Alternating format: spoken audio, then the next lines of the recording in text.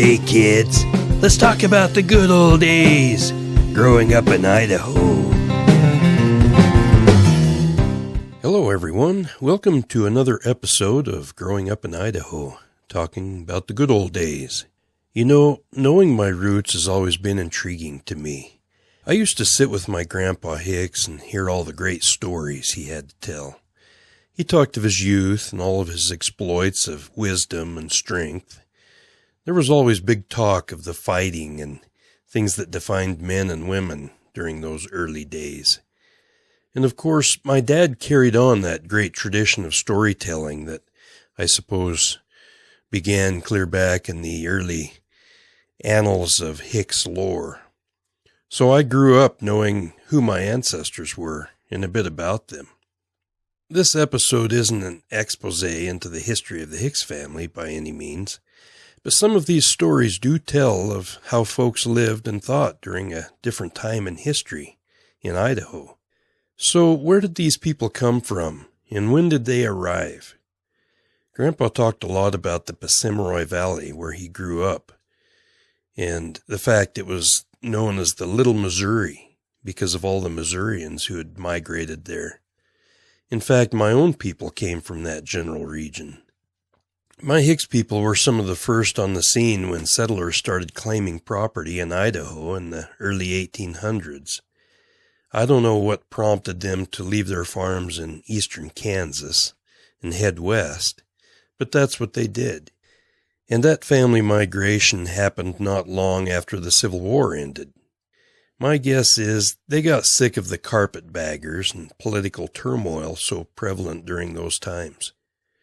Let's check in on my great-great-grandpa Robert Hicks, who was responsible for bringing the Hickses to Idaho in about 1881.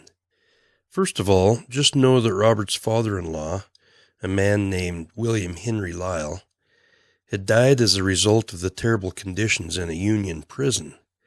His story has merit and kind of sets the stage for what happened in those days. Grandpa Lyle fought on the side of the Confederacy during the Civil War.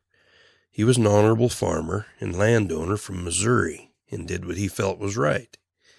He was captured in battle and sent to the Alton military prison. That was a Union prison in Alton, Illinois. We can all stipulate that war is hell, and especially the Civil War. Hatred and anger defined men who fought and died on both sides of that war. To give you a glimpse of what it was like for my grandpa Lyle, living in that prison, that military prison, I'll read from a journal written by a Captain J.F. Melton, who was imprisoned around the same time as Grandpa. He said, "I was captured on the 13th of July, heavily ironed with log chain and ball, transported to this prison, thrown into a cell 6 by 3 feet with my iron fetters on, kicked, cuffed, taunted, jeered, and maltreated in every conceivable form. I remained the inmate of this living tomb until my life was despaired of. I was then removed to the hospital, where I have remained ever since, denied the privilege of a common culprit, denied a parole, denied exchange. I have had to run the gauntlet of every disease which human flesh is heir to. Smallpox, measles, mumps, pneumonia, in a word, all the ills of Pandora. Oh, the horrors of this place, the cruelty of my prosecutors. Tongue cannot tell, neither hath it entered into the hearts of man to conceive. I have seen hundreds of my companions in arms consigned to a premature and untimely grave, here by the cruelty and injustice of my enemies, murdered in cold blood in this terrible house of disease and death. In time, and to save his own life, Grandpa Lyle took an oath of loyalty to the United States federal government and was subsequently set free. He made his way back to his farm and family in Missouri, and a few weeks later he died. His daughter Annie became my great-great-grandmother when she married Robert Hicks in 1878. The two lived on the Hicks family farm in eastern Kansas until they decided to head west in 1881, like I mentioned. They and their small kids joined a wagon train and ended up in Cokeville, Wyoming, 8 months after leaving Kansas. Robert worked as a logger in Cokeville for a few months, getting out timber for the Union Pacific Railroad, and Annie cooked for the laborers. During this time, Robert got into a gunfight with a guy in town who supposedly had disrespected some of the women in the party. In the battle, Robert was shot, but he didn't die. His wife Annie nursed him back to health, and the two then set out again, bound for the famed wheat fields folks were talking about in what is now Washington State. Their journey took them into Idaho, past Eagle Rock, what is now Idaho Falls, near Arco, and down into the Camas Prairie. When the family saw that beautiful area, they knew their journey was over. Robert and Annie and their kids lived their first year in caves, along with Andrew Fletcher, M.L. Davis, and Jonas and Wilson Carter. Supplies were bought from Kelton, Utah.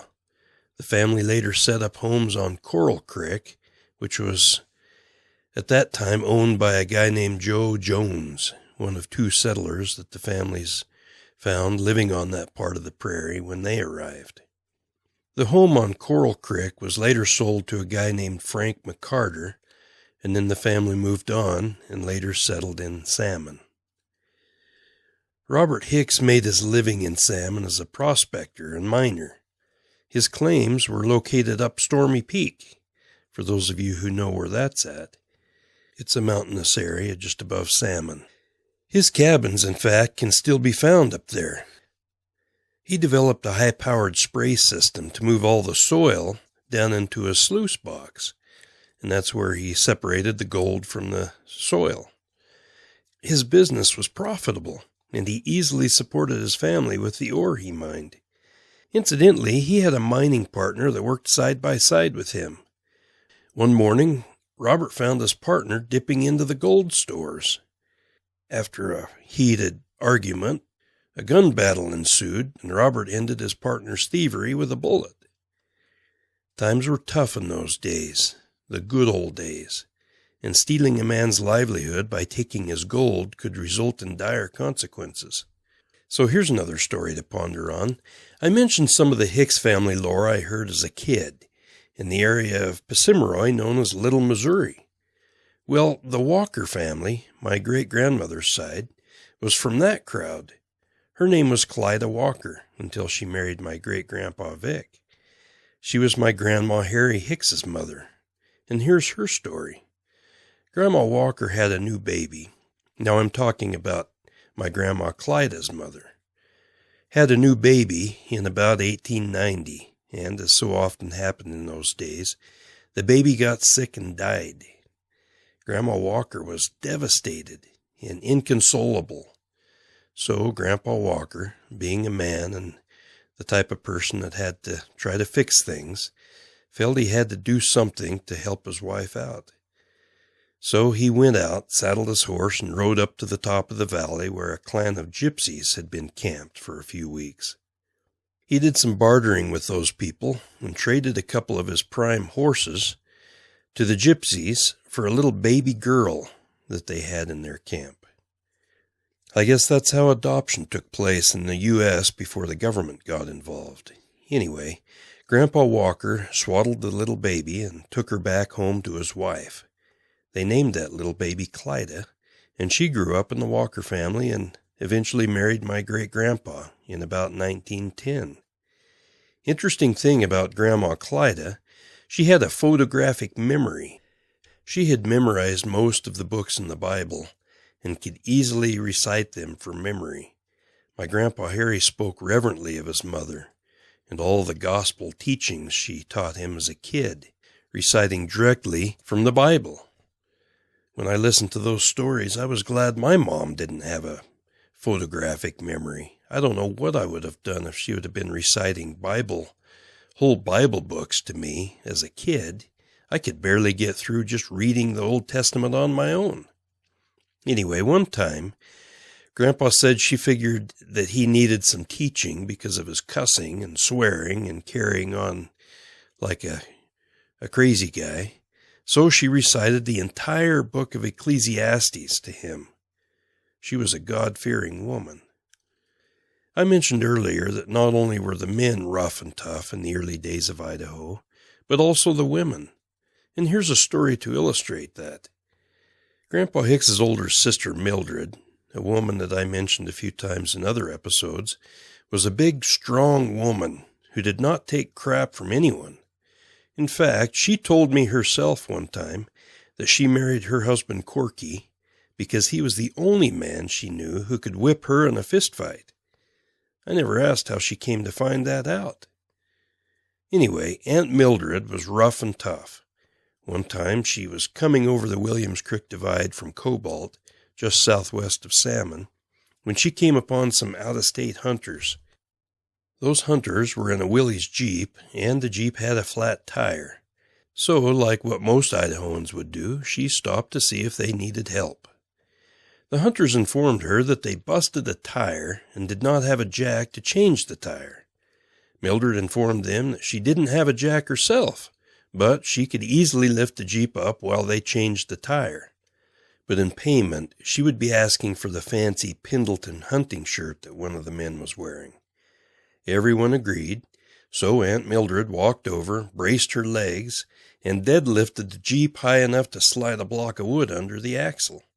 When the tire was changed, she lifted the car back up and the men slid the wood out and all was good. So then Mildred asked for payment. The man with the Pendleton shirt said that this was his best shirt and he had no intention of giving it to her. "Listen, mister, you've got 3 seconds to take that shirt off and pay up before I come over there and collect myself." "Lady, it's not going to happen," he said. Before he could say another word, she stepped in with a straight right jab to the jaw and dropped that guy right in his tracks, out cold. Then she unbuttoned his shirt and took it off him while all his hunting buddies just stood there, afraid to make a move. She got back in her car and left as the men stood around their fallen comrade, trying to wake him up so they could get back to camp.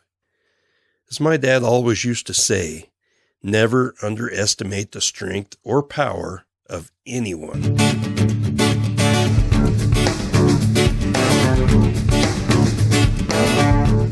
Thanks for listening to this episode of Growing Up in Idaho, talking about the good old days. I hope you like it. For those of you who would like to subscribe to this podcast, click on the link posted with this episode. You'll be given some options to subscribe with iTunes, Stitcher Radio, or even Spotify. Pick what works best for you. Also, if you feel inclined to support this podcast, click the appropriate Buzzsprout link. All donations are gladly accepted. It's my goal to never pollute my show with distracting ads. Anyone desiring to join the Facebook group Growing Up in Idaho, just let me know. Anyone's welcome.